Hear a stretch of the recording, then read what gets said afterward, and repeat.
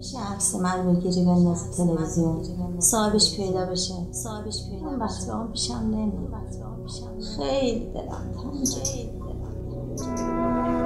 یه نفر خیره به در مونده، نگاهش تو میاد، اونی که حاصل روزای خوش جوونیشه.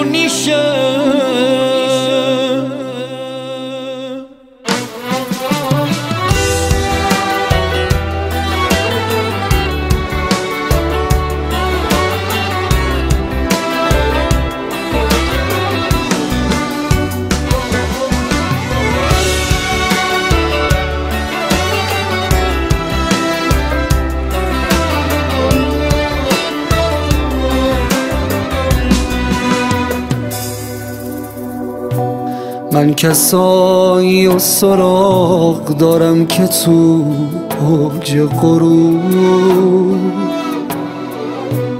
همه با یه کوله بار خاطر هم سفرم، همشون یه درد مشترک تو سینشون دارم، همه تنها موندن و یه عمره که منتظرن.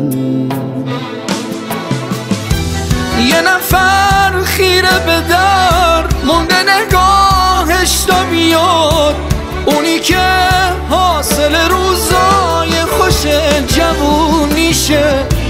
حرفای نگفته ای تو دلش مونده هنوز، هر کدوم الان یه خط شده روی پیشونیشه.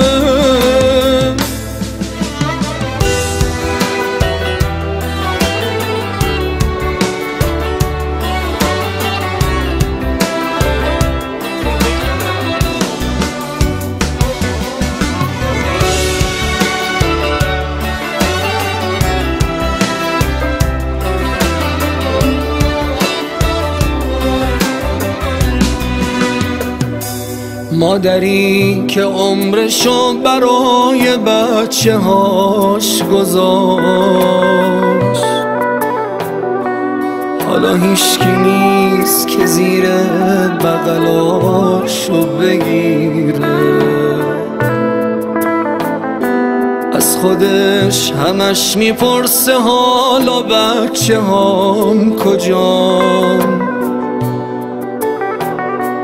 یه سراغی خبری که جای دوری نمیره. یه نفر خیره به در مونده، نگاهش تو میاد، اونی که حاصل روزای خوش جوونیشه. حرفای نگفته ای تو دلش مونده هنوز، هر کدوم الان یه خط شده روی پیشونیشه.